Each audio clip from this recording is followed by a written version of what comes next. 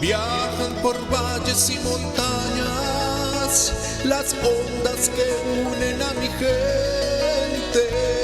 El sentir del pueblo en el campo y la ciudad se unen en un solo dial.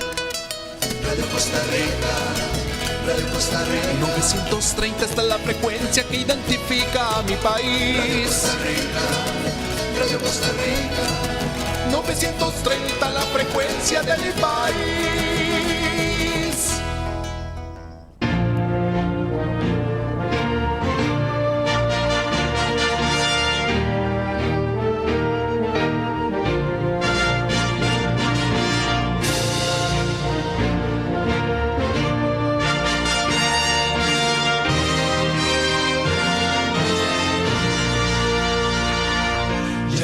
La gloria eterna de Jesús, grandioso Rey, Rey de reyes de este mundo majestuoso y con poder. Su regreso ya anuncia con señales por doquier, venciendo bien el Rey. Que Dios lo bendiga, mi querido hermano y mi querida hermana. Estamos contentos, estamos felices de estar otra vez acá pudiendo compartir palabra de Dios con cada uno de los oyentes a través de este medio. Somos el remanente adventista y estamos contentos, bastante contentos, hermanos. Estamos tocando un tema que se llama el mensaje de la iglesia de la Odisea, o el mensaje a la iglesia de la Odisea. Y como pregunta, ¿está Cristo dentro o fuera de la iglesia? Ese mensaje lo iniciamos la semana anterior, hoy lo terminamos, si Dios lo permite, así. Es un mensaje importante que usted debe de conocer, que usted debe de saber. Es un mensaje para nuestra iglesia en el tiempo del fin. Antes de dar inicio al tema, como tenemos por costumbre, quiero leer una cita. Esa cita se encuentra en Santiago capítulo 2. Santiago capítulo 2, versículo 14 en adelante, hasta el versículo 18, habla sobre la fe. Ahora, usted y yo sabemos que la fe es lo que nos salva. Somos salvos por fe, por gracia. Es un regalo inmerecido. Sin embargo, también vemos en la palabra de Dios de que hay varios, o al menos por lo menos dos tipos de fe. Una es la fe verdadera y otra es la fe falsa. Por eso algunos dicen tener fe, pero esa fe no es la fe verdadera, no es la fe que salva. La fe que salva es la fe verdadera. Ahora, ¿cómo podemos entender, conocer qué es la fe verdadera y qué es la fe falsa? Si llegamos a Santiago capítulo 2, versículo 14, nos dice unas palabras que yo creo que usted conoce y usted ha escuchado. Pero nos dice: hermanos míos, ¿qué aprovechará si alguno dice que tiene fe y no tiene obras? ¿Podrá la fe salvarle?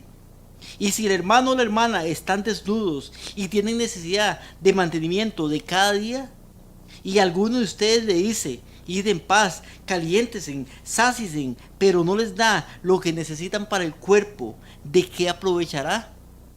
Así también la fe, si no tiene obras, es muerta en sí mismo.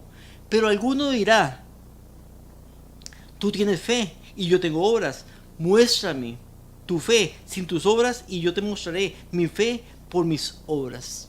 Entonces vemos que la verdadera fe se muestra por las obras. La fe que no tiene obras se llama presunción. Es una fe falsa, o sea, presumir lo que no soy. Presumimos que tenemos lo que realmente no tenemos. Eso se llama una fe falsa. Entonces sabemos que la palabra de Dios dice, indica, aclara, enseña que la salvación es por fe. Pero también nos dice que la fe sin obras es una fe muerta. Ahora bien, las obras nacen en el corazón por amor. Porque usted puede hacer muchas obras, pero si esas obras no están dadas por amor, entonces de nada valen tampoco. Porque mucha gente hace obras para salvarse. Por eso la salvación es solamente por fe, no es por obras, es por fe. Ahora, las obras son la consecuencia de ese verdadero amor. Entonces vemos que son una consecuencia de la fe, una consecuencia del amor. Sin embargo, hay obras sin fe y hay fe sin obras también. Y los dos puntos están mal. Tiene que ser una fe que dé como resultado las obras, pero obras que se hacen por amor. Por eso la semana anterior, cuando estudiábamos el inicio de ese tema y hablábamos de una persona caliente, y vemos las características, esas características se dan por amor también a Dios. Por eso dice Juan 14:15, Jesucristo mismo lo dijo, si me amáis, guardad mis mandamientos. Dice, si me amáis. Entonces, el resultado del amor a Dios, ¿cuál es? Guardar los mandamientos. O sea, la fe y las obras van de la mano. Estamos en la segunda parte de este tema importante. La semana pasada iniciamos y vimos 5 puntos importantes. Y esos puntos importantes son necesarios para poder entender este tema. Antes de empezar el tema, vamos a elevar una oración para que Dios nos pueda bendecir, nos pueda guiar y su Espíritu Santo pueda estar con nosotros en este estudio. Oramos. Padre nuestro que estás en los cielos, te damos gracias por un día más de vida que nos das, Señor, por el privilegio, Señor, de poder estar acá, pudiendo compartir tu palabra, Señor, abriendo, Señor, este mensaje tan importante para el tiempo del fin. Entre todos los tiempos, Señor, de la historia de la humanidad, estamos en el tiempo del fin, uno de los tiempos más importantes, porque tu venida está cerca, Señor, y acontecimientos grandes vienen para la tierra, Señor. Por eso debemos de estar preparados para este tiempo. Yo te pido, Señor, que tú nos prepares a través de tu palabra, que nos hables a través de tu palabra, que nos ayudes a tomar decisiones, que tu Espíritu Santo sea en cada corazón, en cada vida, Señor, en cada ser, que perdones nuestros pecados, Señor, y que puedas instruirnos, Señor, a través del mensaje. Ayúdanos también a hablar de una forma clara, entendible, Señor, te lo pido en el nombre de Jesús. Amén. Entonces, mi hermano y mi hermana, estamos estudiando el tema, el mensaje a la iglesia de la Odisea. ¿Está Cristo dentro o fuera de la iglesia? Para poder entender este mensaje, la semana anterior, vimos 5 puntos importantes. Un punto que lo vemos rapidito, ¿quién es el que habla? Y vimos que el que habla es Jesucristo mismo. No vamos a leer las citas porque ya lo vimos la semana anterior. Jesucristo es el que habla, el que nos dice este mensaje. ¿A quién va dirigido el mensaje? El mensaje no va dirigido a personas, va dirigido a la iglesia de la Odisea. Igual que las demás iglesias, a la iglesia de Éfeso, a la iglesia de Esmirna, Tiatira, etc. Este mensaje va dirigido a la iglesia. ¿Y quién lo dice? Jesucristo mismo. ¿Cuál es nuestra condición? Ahí el mensaje, Jesucristo nos presenta nuestra condición. Dice que no somos ni fríos ni calientes, sino que somos tibios. Esa es nuestra condición. ¿Cómo creemos que estamos como pueblo, como iglesia? Dice que creemos que estamos bien. Pero la realidad no es que estamos bien. La realidad es que estamos mal, estamos tibios. El quinto punto que vimos, ¿cuál es nuestra verdadera condición? Y vimos que nuestra verdadera condición la dice el versículo 17 del capítulo 3 de Apocalipsis, que no sabes, dice no sabes, porque la iglesia no sabe, que eres un cuiteado, miserable, pobre, ciego y desnudo. Esa es nuestra verdadera condición. Esos puntos los vimos la semana anterior. Vamos a entrar hoy al punto 6 o al sexto punto, que nos llama y nos dice qué hace Dios al respecto de lo que está sucediendo en la iglesia. ¿Qué hace Dios al respecto? Entonces vemos lo que está sucediendo. Pero Dios, en vez de desechar a su iglesia, de desechar a su pueblo, lo que hace es llamarlo, darle un remedio, darle una solución. Eso lo vemos en Apocalipsis capítulo 3, versículo 18. Ahí vemos lo que hace Jesucristo. No es que quita al pueblo, sino que le da el remedio. Dice, por tanto, yo te aconsejo que de mí, ¿quién está hablando? Jesucristo. Dice, por tanto, yo te aconsejo que de mí compres oro refinado en fuego. Eso lo veremos en un estudio tal vez posterior, pero el oro refinado en fuego lo que representa es la fe y el amor. Y en fuego porque viene en base a las pruebas, que va creciendo. Entonces, que de mí compres oro refinado en fuego, sea fe y amor, para que seas rico. Vestiduras blancas, las vestiduras representan la justicia de Jesucristo. Vestiduras blancas para vestirte y que no se vea, no se descubra la vergüenza de tu desnudez. Y unge tus ojos con colirio para que veas. Aquí el colirio lo que representa es el verdadero discernimiento del Espíritu Santo, para que usted pueda ver lo que es verdadero, lo que es falso. Entonces nos dice o nos da 3 cosas para que podamos dejar esta condición de tibieza: fe y amor, o sea, oro refinado en fuego; verdaderas vestiduras, la justicia de Jesucristo; y unge tus ojos con colirio, o sea, el verdadero discernimiento espiritual, para que veas. Dice el versículo 19, yo, reprendo y castigo a todos los que amo, sé pues celoso y arrepiéntete. O sea que también nos manda a arrepentirnos. ¿Arrepentirnos de qué? De lo que nos está diciendo que es nuestra condición, que es una condición de tibieza espiritual. Creemos ser lo que no somos. Entonces Dios nos manda la solución, nos manda el remedio a través de la palabra, aunque también nos dice la condición, pero nos dice el remedio y nos dice que nos arrepintamos. Sin embargo, mi hermano y mi hermana, este mensaje lo tenemos, o tenemos tiempo de tener este mensaje. No sé cuántos años tiene usted en la iglesia, si usted pertenece al pueblo de Dios en el tiempo del fin, a la iglesia adventista del séptimo día, pero este mensaje hace tiempo lo tenemos y casi no se predica, porque es un mensaje que no nos gusta. Por eso los cultos son los mismos. Nosotros somos los mismos, seguimos siendo las mismas personas, año tras año tras año, de escuchar sermones, de escuchar predicaciones, de escuchar estudios, de hasta dar cartillas, de enseñar, de dar estudios también. Y somos las mismas personas, no cambiamos. Vemos que hay cultos y hacen un llamado los líderes, los pastores, y las personas pasan adelante para que el pastor ore por ellos y sean consagrados, pero seguimos siendo tibios después de que pasan esas cosas. Somos cristianos, pero no a la manera de Dios. Somos cristianos como queremos ser, pero no como Dios quiere que seamos. Y cada culto, cada sábado es la misma historia. ¿Qué quiere decir entonces? Yo estoy a la puerta, eso lo dice el versículo 20, dice Apocalipsis capítulo 3, versículo 20, he aquí, yo estoy a la puerta y llamo. ¿Qué quiere decir yo estoy a la puerta? Al principio de la semana anterior, cuando vimos esto, vimos que la mayoría de personas cuando dicen yo estoy a la puerta, creen o dicen que se está hablando a la puerta del corazón.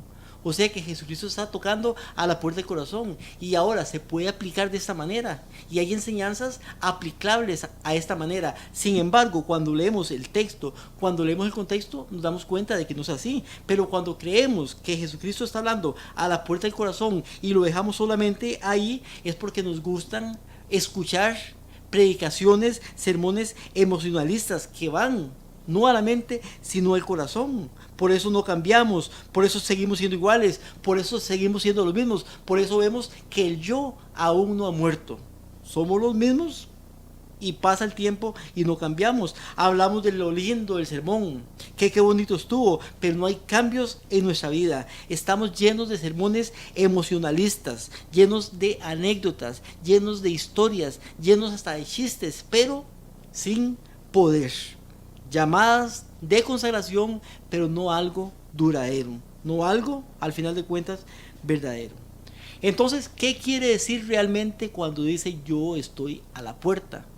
Vimos la semana anterior que el mensaje a la iglesia de Éfeso es a la iglesia, o sea, lo que leemos dentro de ese mensaje se aplica a la iglesia, y así sucesivamente con las iglesias subsiguientes, Tiatira, Esmirna, Pérgamo, Filadelfia y todas las iglesias. Ahora, cuando el mensaje de la Odisea se habla a la iglesia de la Odisea. Cuando dice ojalá fueras frío, ¿a quién está hablando?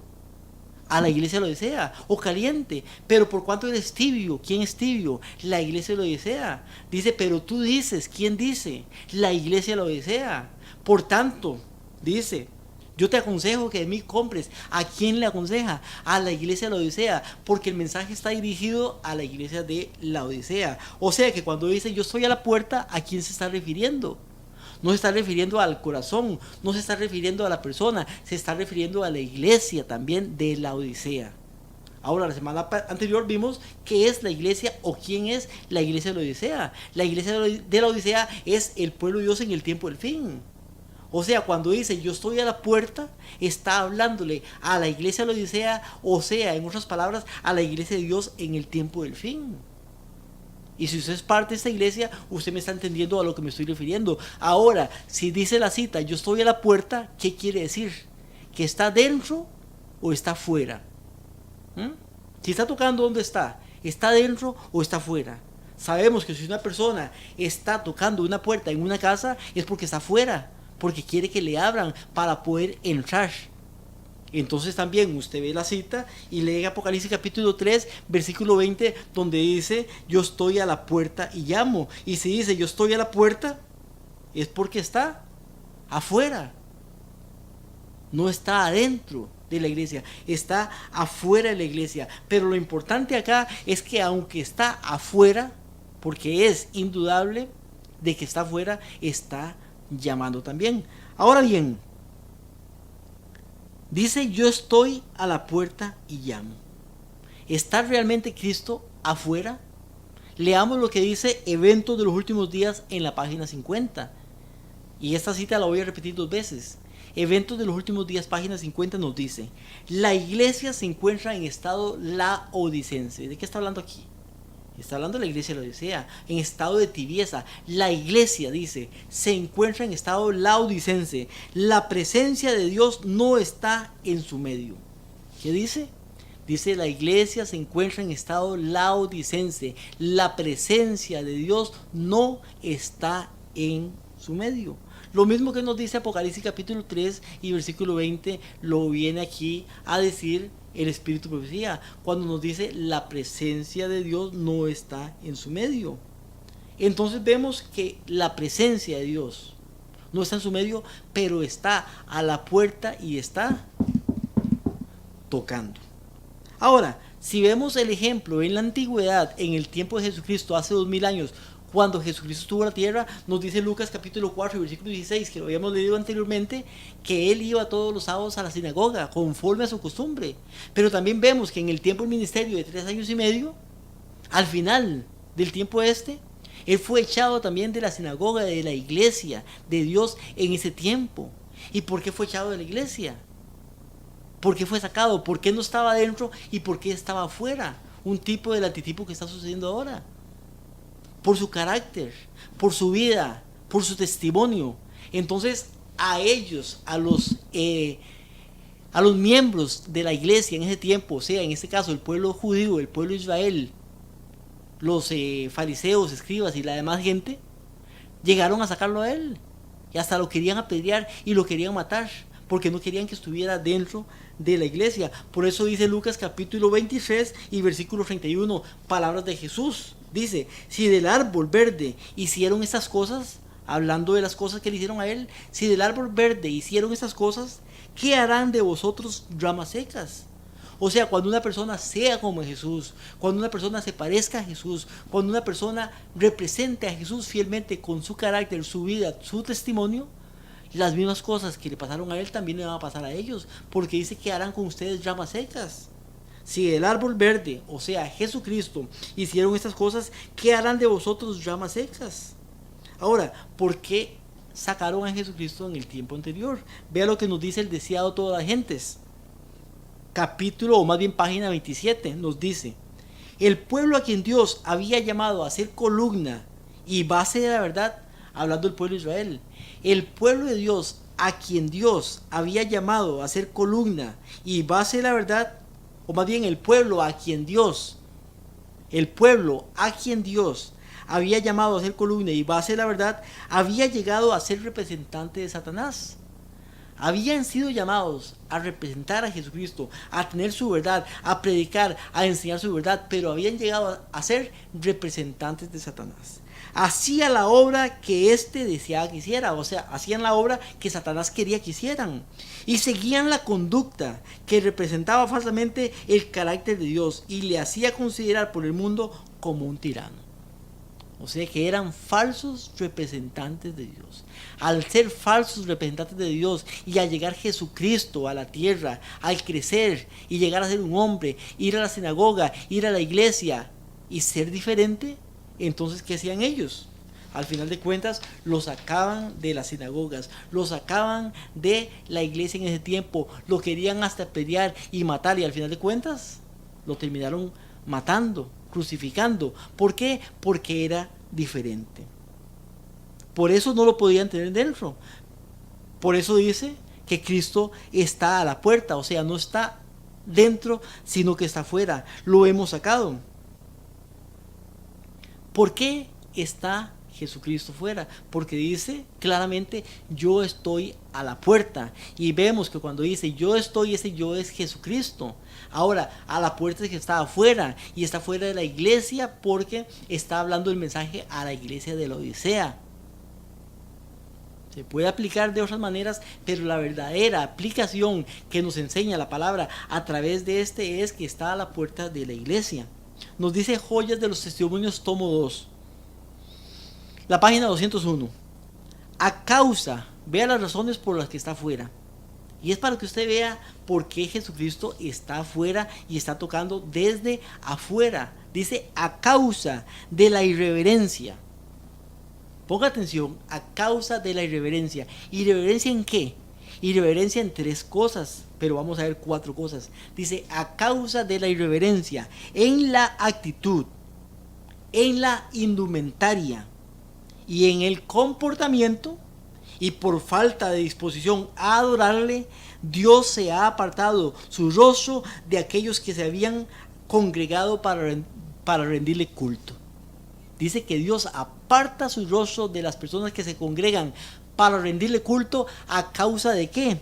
De la irreverencia en la actitud, en la indumentaria, que es la vestimenta, y en el comportamiento, y por una disposición o una falta de disposición a adorarle.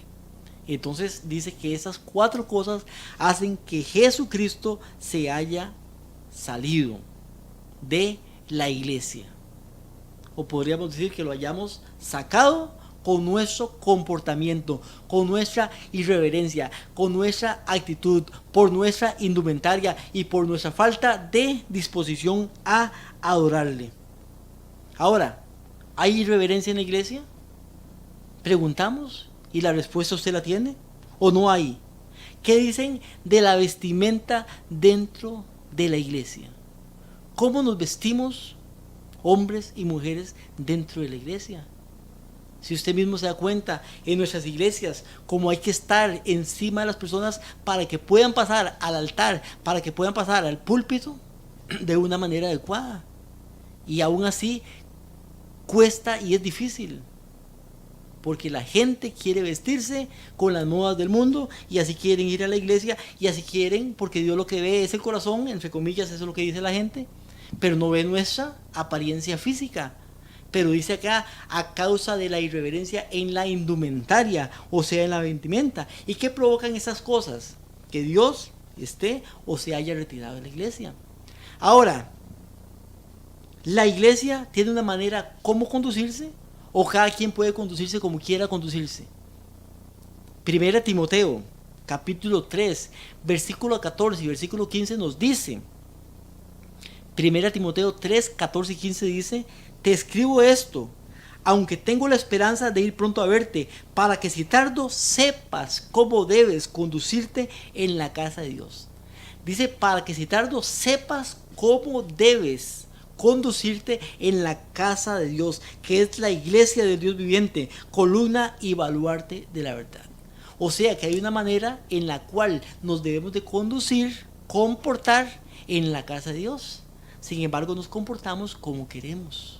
Hacemos lo que queremos, nos vestimos como queremos. Nuestra actitud es la actitud que no le gusta a Dios, sino que es una actitud, dice, irreverente en este caso.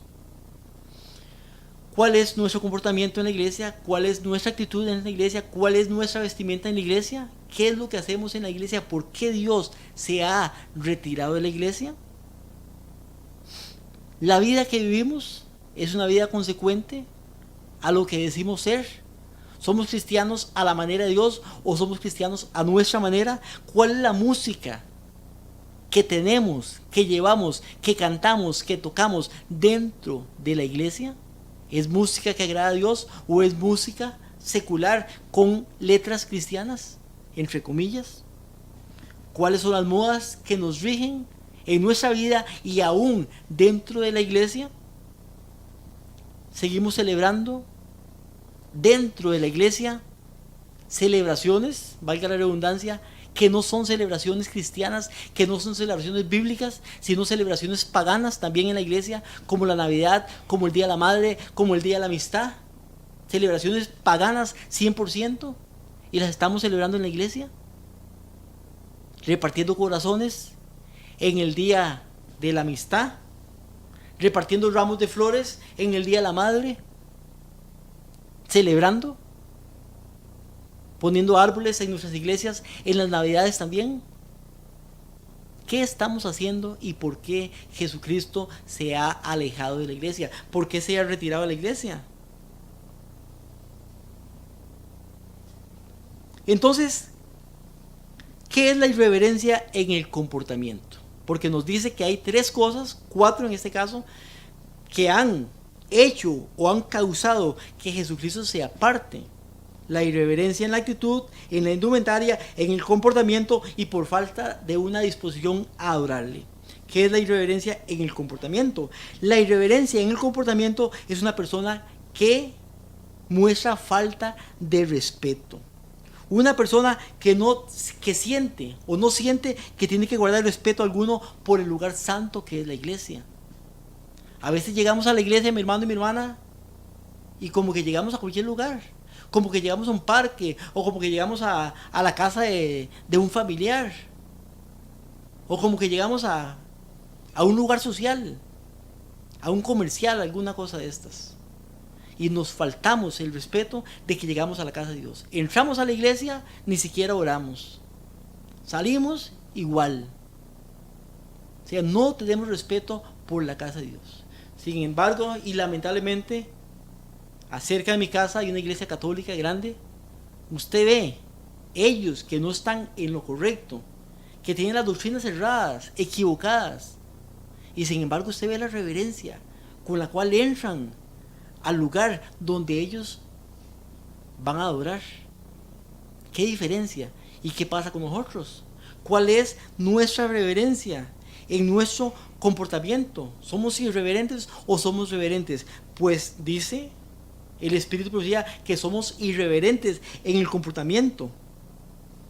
Es una actitud de liberalidad, nuestra actitud, de bromas, de chistes. Y muchas veces vemos a los predicadores contando chistes, anécdotas, cuentos, historias, y poco de la palabra de Dios. Poco de la palabra de Dios. Eso se llama también irreverencia. Cuando usted ve en la Biblia a Jesucristo haciendo chistes y bromas, cuando la salvación es algo serio, completamente serio, y no debería de perder tiempo en esas cosas, y mucha gente llega a su casa y dice: qué bonito que estuvo el culto, hoy sí me gustó, qué buenos chistes contó el pastor, el predicador, nos hizo reír a todos y todos salieron sonriendo y vacilón. Irreverencia en el comportamiento. Y esas cosas son las que hacen que Cristo se retire de la iglesia, y en vez de estar adentro, está fuera de la iglesia. Hacen que Él esté fuera de la iglesia. ¿Qué es la irreverencia en la indumentaria? Y aunque ya hablamos un poquito de esto, nos damos cuenta, y es solamente que abramos los ojos, de cómo se visten nuestras mujeres, nuestras jóvenes en la iglesia. Los vestidos que usan a veces no son vestidos que traigan reverencia a la iglesia. Es una indumentaria según las modas y no según lo que Cristo quiere. Y usted lo puede ver. Solamente es de que abramos los ojos y veamos y miremos y nos damos cuenta. Vea lo que nos dice Testimonios para la Iglesia. Después de esa cita paramos y hacemos el canto. Pero Testimonios para la Iglesia, tomo 5, página 471, nos dice: en la mente de muchos no hay más pensamientos sagrados relacionados con la casa de Dios que en el lugar más común. O sea, para muchos la iglesia y un parque es lo mismo. La iglesia y un comercial es lo mismo. A como van acá, van allá. Dice: no hay pensamientos sagrados relacionados con la casa de Dios como en el lugar más común. En todos los asuntos de la indumentaria, hablando de la vestimenta, debemos ser estrictamente cuidadosos y seguir muy de cerca las reglas bíblicas. O sea que hay reglas bíblicas de cómo debe vestirse una persona, principalmente dentro de la casa de Dios. Dice la moda. ¿Qué nos dice? La moda ha sido la diosa que ha regido el mundo y con frecuencia se insinúa en la iglesia.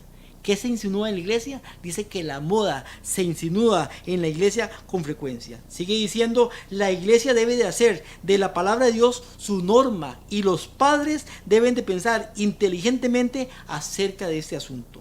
Cuando ven a sus hijos inclinarse hacia las modas mundanas, Ahora ya los padres no le compran la ropa a los hijos, sino que le dan el dinero y ellos se visten como ellos quieren. Pero dice, cuando ven a sus hijos inclinarse a seguir las modas mundanas, deben, como Abraham, ordenar resueltamente a su casa tras de sí. En vez de unirlos con el mundo, relacionarlos con Dios. Nadie deshonra el santuario de Dios por un atavío, por una vestidura ostentosa. Dios y los ángeles están allí.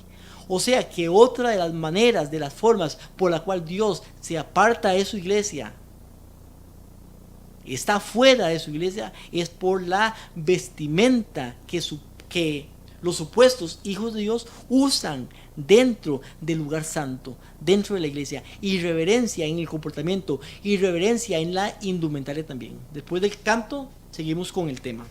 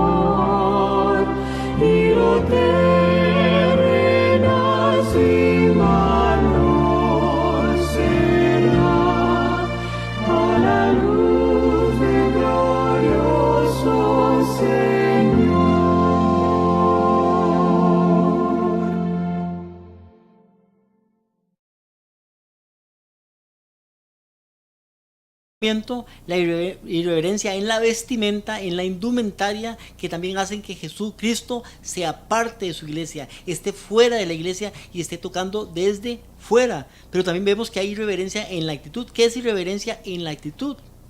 Somos irreverentes también cuando llegamos tarde a la iglesia. Si es al trabajo, llegamos temprano. Si es alguna reunión, llegamos temprano. Pero a la iglesia siempre llegamos a la hora que queremos. Usted llega a la iglesia un sábado 8:45 y la iglesia está vacía. 9:45, ahí más o menos por la mitad. Hasta allá, cuando da inicio el culto divino, ya la gente comienza a llegar. Porque somos irreverentes en nuestra actitud. Y también esto también provoca que Jesucristo se haya apartado de su iglesia. Es irreverencia hablar con las personas que están a nuestro lado mientras la persona está dando la cartilla, mientras está predicando, mientras está dirigiendo alguna tema adelante y estamos hablando y cuchicheando ahí con las personas. Y eso se llama irreverencia. Cuando llegamos tarde a la iglesia y entramos y comenzamos a saludar a uno y a otro y a distraer a las personas, también eso es irreverencia. Irreverencia es correr por los pasillos. Muchas veces no le enseñamos a nuestros hijos, a nuestros niños, que es la casa de Dios y que debe haber reverencia. Cuando se ve un niño corriendo en la iglesia católica en este caso. Sin embargo, en nuestra iglesia muchos niños andan corriendo de acá para acá. Ser irreverente en la iglesia es ir a la iglesia a dormir. ¿Y por qué la iglesia va a dormir? Porque a veces las personas, lamentablemente, y no son todos los casos, pero muchas veces se quedan despiertos hasta de noche, un día anterior, viendo películas, viendo televisión, viendo lo que sea, o haciendo lo que, no sé. Solo Dios conocerá el corazón, pero llegamos a la iglesia a dormir. Pero llegamos después a la casa, puede la gente poner el tele y no se duermen. Solamente en la iglesia se va a dormir. Apenas comienzan a predicar, la gente cae del sueño. Eso se llama irreverencia también. Irreverencia también es hacer cosas dentro de la iglesia que no tienen que ver nada con el culto en la casa de Dios. Como hacer llamadas en la iglesia, como jugar juegos en nuestro teléfono dentro de la iglesia. Y ahora con esto de que nuestros teléfonos tienen la Biblia, tienen el ignario, entonces los jóvenes muchas veces y hasta adultos están en cosas que no tienen que estar, como en Facebook, como en WhatsApp, contestando llamadas, contestando mensajes, viendo videojuegos, viendo qué pasó aquí, qué pasó allá, y sonriendo, y usted los ve ahí, que sonríen, y es porque algo están leyendo que no tiene que ver nada con el culto de Dios. Juegos y muchas cosas que son parte de la irreverencia en la actitud dentro de la casa de Dios. Ser indiferentes es no hacer nada también dentro de la iglesia. Llegamos, nos sentamos y no queremos participar, no queremos hacer nada. Ni siquiera estudiamos la cartilla, o a veces ni siquiera, o llegamos más bien después de la cartilla al culto divino, porque ni siquiera nos gusta que nos pregunten nada de la cartilla. Porque en la semana tenemos muchas prioridades, pero la iglesia no es parte de nuestras prioridades y somos irreverentes en la casa de Dios. Esas cosas, mi hermano y mi hermana, son las que han apartado a Jesucristo de la iglesia. Y en lugar de estar dentro, nos dice, yo estoy a la puerta, está afuera. Sin embargo, nos dice Apocalipsis 3:20, dice, yo estoy a la puerta y ¿qué hace? Y llamo. Recuerde que la iglesia o el mensaje a las 7 iglesias nos habla de 7 iglesias, no de 6, no de 8, no de 9, sino de 7 iglesias. La iglesia de la Odisea, que es la iglesia adventista del séptimo día, es la última de las 7 iglesias. Después de esta iglesia no hay otra iglesia. Por tanto, Él no nos dice que salgamos de la iglesia, sino que está llamando. ¿Está llamando para qué? Para que usted pueda escuchar su voz, para que usted pueda tomar una decisión, para que usted pueda prepararse, para que usted pueda arrepentirse, para que usted pueda tomar el remedio. Para eso está llamando. Ahora, ¿qué gana usted con salir si no cambia de actitud? Si sigue siendo irreverente, si sigue siendo la misma persona. Entonces, lo que Dios hace es llamarnos, tocar a la puerta de la iglesia y llamar para que usted oiga el mensaje y haga un cambio en su vida. Por eso dice, si alguno oye mi voz y abre la puerta, entraré a él. Ahora, el mensaje a la iglesia de la Odisea es a la iglesia, yo estoy a la puerta de la iglesia, pero ahora viene un mensaje individual, dice si alguno, ya no es a la iglesia, es a alguno que está dentro de la iglesia, oye mi voz, porque no todos, lamentablemente, en la iglesia van a escuchar la voz de Dios. Entonces Dios toca a la iglesia, a toda la iglesia, y da sus mensajes a la iglesia, pero dice, si alguno oye mi voz y abre, yo entraré a él. Entonces vemos como la única manera por la cual Dios da sus mensajes de amonestación a la iglesia es por medio de personas que sí escuchan su voz, que sí atienden a su llamado, que sí atienden el mensaje, que sí se preparan, que sí se entregan, que sí quieren conocer, que sí quieren prepararse, que sí quieren ser diferentes, que sí quieren representar el carácter de Jesucristo. Dice, si alguno escucha mi voz, y estas personas van a llevar un mensaje también de amonestación a la iglesia y van a predicar mensajes divinos, mensajes de Dios a la iglesia también, el mensaje de preparación, el mensaje de un cambio, el mensaje de no seamos los mismos, el mensaje de muramos al yo, ya no vivo yo, el mensaje de la iglesia de la Odisea. Sin embargo, lamentablemente, cuando vienen esos mensajes de esos hermanos lamentablemente son también callados y muchas veces hasta sacados de la iglesia. ¿Nos gusta estudiar la palabra de Dios? Pregunto. ¿Nos gusta dedicar tiempo? Ahora, una cosa diferente es estudiar y escuchar. Vamos a escuchar, pero no estudiamos por nosotros mismos. Hemos dejado de estudiar el Espíritu de Profecía, o ni siquiera lo leemos o lo conocemos. Porque esas cosas y esta actitud nuestra es lo que saca a Jesucristo de la iglesia. Ahora, ¿qué es la voz de Dios? Porque dice, si alguno oye mi voz, y el mensaje es ahora a alguna persona que oiga mi voz, yo entraré. Si abre la puerta, entraré a él. Ahora, ¿qué es la voz de Dios en este caso? Proverbios capítulo 1, versículo 20 nos dice, la sabiduría clama en las calles. ¿Qué es lo que clama? ¿Cuál es la voz de Dios? Dice, la sabiduría clama en las calles, alza su voz en las plazas. ¿Qué es lo que alza la voz en las plazas? La sabiduría. Nos dice mensajes selectos con respecto a esto. Tomo 1, página 31. ¿Qué voz reconoceremos como la voz de Dios? El Señor requiere de nosotros que obedezcamos la voz del deber. Cuando hay otras voces, o sea, hay varias voces, está la voz de Dios y hay otras voces. Dice, cuando hay otras voces en torno de nosotros que nos instan a seguir un proceder opuesto, se requiere nuestra atención ferviente para distinguir la voz que habla de parte de Dios. Debemos de resistir y vencer la inclinación y obedecer la voz de la conciencia sin parlamentar o entrar en componendas. No sea que deje de instarnos y predominen la voluntad propia y el impulso. La palabra del Señor nos viene a todos los que hemos resistido a su espíritu, determinando a todos los que no hemos resistido a su espíritu, determinando no oír ni obedecer. Esa voz se oye. Y dice acá, y aquí está la respuesta, esa voz, la voz de Dios, esa voz se oye en amonestaciones, en consejos, en reproches. Es el mensaje de luz del Señor para su pueblo. Si esperamos a que haya llamadas más fuertes o mejores oportunidades, la luz puede ser retirada de nosotros y dejados en tinieblas. ¿Cuál es la voz de Dios? Nos dice que es dada en amonestaciones, en consejos y en reproches.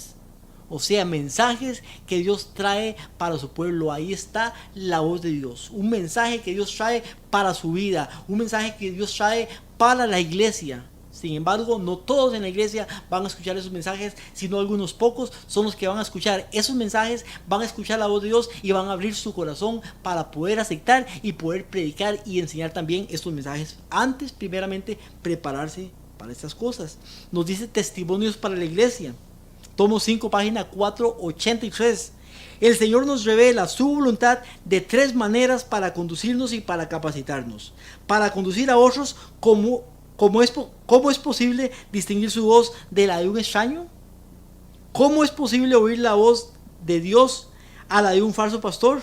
Si usted tiene duda alguna acerca de cualquier tema, debe en primer lugar consultar las escrituras. O sea, la voz de Dios está a través de las escrituras, a través de la palabra de Dios. Ahí usted puede escuchar la voz de Dios. Usted va a saber, porque si usted se atiene a lo que dice una persona, a lo que dice un hombre, a lo que dice un ministro, a lo que dice un pastor, entonces puede ser engañado. Usted tiene que comparar palabra con palabra, verso con verso, tema con tema, para que Dios le pueda hablar por medio de la palabra. Ahora, en otras palabras, debe de estudiar, debe de escudriñar las palabras para que Dios le hable a través de la palabra. Y la palabra de Dios no miente. El hombre puede mentir y puede tergiversar las cosas, pero por la palabra de Dios usted va a saber. Por eso dice, si alguno oye mi voz, y la voz de Dios se da por medio de amonestaciones, consejos, reproches, y usted tiene que consultarlo por medio de la palabra. Por eso dice Mateo capítulo 20, versículo 16, que muchos son llamados y pocos son escogidos. ¿Por qué? Porque el mensaje viene para todos. La amonestación, el reproche viene para todos, pero no todos van a oír el mensaje, no todos van a aceptar el mensaje, no todos van a recibir el mensaje. Por eso dice, si alguno oye mi voz, entraré y abre la puerta, entraré y cenaré con él. Ahora, es importante esto porque dice, y este es el último punto que vamos a tocar, pero dice, he aquí yo estoy a la puerta y llamo. Si alguno oye mi voz, ahora cuando dice yo estoy a la puerta, está hablando Jesucristo, a la puerta de la iglesia, o sea que está fuera de la iglesia, pero está tocando. Y dice, si alguno oye mi voz, hace un llamado a las personas que están en su iglesia. Y dice, si alguno oye mi voz y abre la puerta, entraré a él y cenaré con él y él conmigo. ¿Qué es lo que dice que va a hacer con él? Dice que va a cenar con él. Ahora es importante que él represente la cena en este caso. Recuerde que en el día hay 3 tipos de comidas diferentes. Una se llama el desayuno, la otra se llama el almuerzo y la tercera y última se llama la cena. El desayuno es la comida que se da en la mañana, la primera comida que usted come durante el día. El almuerzo es la segunda comida que se come durante el día.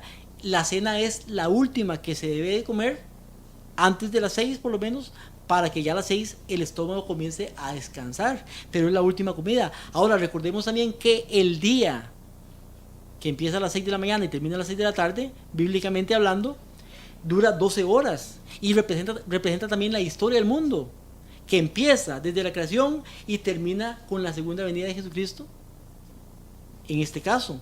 O sea, termina en el tiempo. Las 6 de la tarde es cuando termina la historia del mundo. Entonces vemos que acá lo que nos dice es que va a cenar. O sea, lo que representa acá, la cena es un alimento. Pero vemos también que es un alimento espiritual. Entonces, así como el desayuno, como el almuerzo y como la cena representan un alimento natural, un alimento para el cuerpo, también representan un alimento espiritual. Ahora, ¿qué representa entonces la cena? Para poder conocer qué representa la cena, vamos a ver primeramente qué representa el desayuno. Vimos que el desayuno es la primera comida, el primer alimento que se ingiere en el día. Ahora, vemos entonces que el desayuno lo que representa son las verdades básicas que Jesucristo da a la iglesia en sus inicios, en los inicios de la iglesia. Estamos hablando de las 7 iglesias, entonces las verdades básicas fueron dadas al principio, durante el tiempo que Jesucristo estuvo acá, antes o empezando la iglesia de Éfeso en este caso. ¿Dónde están las verdades básicas? Usted puede leer Hebreos capítulo 5, versículo 11 en adelante hasta terminar y siguiendo con el 6 todavía. Y leemos Hebreos capítulo 5, versículo 11. Dice, acerca de esto tenemos mucho que decir y difícil de explicar, por cuanto os habéis hechos tardos para oír. Porque debiendo ser maestros, recuerde que Pablo está hablando aquí, dice, debiendo ser maestros, después de tanto tiempo, tenéis la necesidad de que os vuelva a enseñar cuáles son los primeros rudimentos de la palabra de Dios. O sea, las verdades básicas. Tienen necesidad, o sea, ya lo aprendieron. Y otra vez hay que enseñarles de lo mismo. Y eso pasa lamentablemente hoy en nuestros días, en la iglesia. Hay que estar enseñando lo mismo y lo mismo y lo mismo. Y es una vuelta y nos quedamos en el desayuno, damos vueltas en el desayuno y no vamos al almuerzo y menos a la cena todavía. Pero dice, y habéis llegado a ser tales que tenéis necesidad de leche y no de alimento sólido. La leche es importante. Se llaman las necesidades básicas, se llaman las verdades básicas en este caso.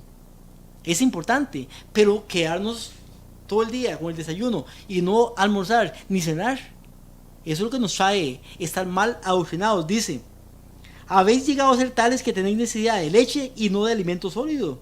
Y todo aquel que practica de la leche es inexperto en la palabra de justicia, porque es un niño. Ahora, ¿es necesaria la leche? Claro que es necesaria. Pero como no me queda tiempo, voy rapidito. Dice: pero el alimento sólido es para los que han alcanzado madurez, para los que por el uso tienen los sentidos ejercitados en el discernimiento del bien y del mal. Sigue la cita en Hebreos capítulo 6, versículo 1. Por tanto, dejando ya los rudimentos de la doctrina de Cristo, o sea, el desayuno, vamos adelante a la perfección, no echando otra vez el fundamento y va a hablar del alimento básico. Dice: del arrepentimiento de obras muertas, de la fe en Dios, de la doctrina de los bautismos, de la imposición de manos, de la resurrección de los muertos, del juicio eterno. Está hablando ahí de las doctrinas básicas, o sea, el desayuno. Y haremos esto si Dios en verdad lo permite. Ahora, ya esas enseñanzas fueron enseñadas. Ya Dios, Jesucristo, le dio el desayuno a su pueblo, le enseñó esas verdades básicas. Ahora tienen que ir a comer carne, porque ya la leche ya pasó. Ya es una verdad que ellos tienen y no pueden seguir viviendo en esta verdad toda la vida. Entonces viene el almuerzo, la segunda comida que se da en el día. El almuerzo representa las verdades fundamentales en este caso. Las verdades fundamentales en la historia fueron dadas a nuestros pioneros. Y vemos y leemos en Eventos de los Últimos Días, página 45, donde dice: sus verdades bíblicas peculiares. El tiempo transcurrido en 1844 fue un periodo de grandes eventos que abrió nuestros ojos asombrados. 1. Dice, y vamos a ver las verdades fundamentales, o sea, el almuerzo en este caso. La purificación del santuario, que se llevaba a cabo y tuvo una decidida relación con el pueblo de Dios en la tierra. ¿Cuál? La purificación del santuario. 1. 2. También son los mensajes del primero, segundo y tercer ángel, y desplegó el estandarte en el cual estaba escrito los mandamientos de Dios y la fe de Jesús. Mensajes del primero, segundo, tercer ángel con los mandamientos de Dios y la fe de Jesús. Tercero, uno de los hitos de ese mensaje fue el templo de Dios visto en el cielo por su pueblo amante de la verdad, y el arca que contenía la ley de Dios. Tercero, el arca abierta con la ley de Dios dentro del arca. Cuarto, la luz del día de reposo del cuarto mandamiento resplandeció con fuertes rayos en el camino de los transgresores de la ley divina. Y 5. La inmortalidad de los malvados es un antiguo hito. No puedo recordar nada más que pueda colocarse bajo el título de los hitos antiguos. Vemos primeramente las necesidades, o más bien las verdades básicas que nos habla de Hebreos: bautismo, arrepentimiento, la fe, las obras y estas verdades básicas. Pero también Dios nos da unas verdades fundamentales que son el santuario, la purificación, estamos hablando de juicio investigador, los mensajes de los 3 ángeles, la ley de Dios, el día de reposo y la no inmortalidad de los malvados. Verdades fundamentales que ya usted y yo tenemos que saber. Pero ahora nos dice: yo estoy a la puerta y llamo. Si alguno oye mi voz y abre, entraré y cenaré con él. Ahora, la cena lo que representa en este caso son la última comida, o sea, un mensaje especial en el tiempo del fin. ¿Está usted, mi hermano y mi hermana, recibiendo este mensaje especial en el tiempo del fin? Nos dice Lucas capítulo 14, versículo 16. Entonces Jesús les dijo: un hombre hizo una cena y convidó a muchos. Porque es importante también la cena, que es el mensaje para el tiempo del fin. Apocalipsis capítulo 3, versículo 21 dice: al que venciere, le haré que se siente conmigo en mi trono, así como yo he vencido y me he sentado con mi Padre en su trono. El que tiene oído, oiga lo que el Espíritu dice a las iglesias. El mensaje de la iglesia de la Odisea es un mensaje de preparación, un mensaje que nos hace ver la realidad de las cosas, la realidad de nuestra situación.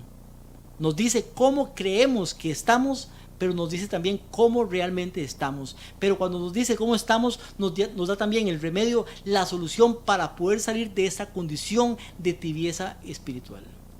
¿Está usted, mi hermano y mi hermana, recibiendo este mensaje, esta amonestación para hacer un cambio en su vida? Para poder decir: ya no vivo yo, más vive Cristo en mí, las cosas viejas pasaron. y poder vivir un mensaje para el tiempo del fin. Sé parte, mi hermano y mi hermana, de ese remanente que va a ser sellado. Recuerde que en el tiempo del fin hay una separación del trigo y la cizaña, el juicio de los vivos.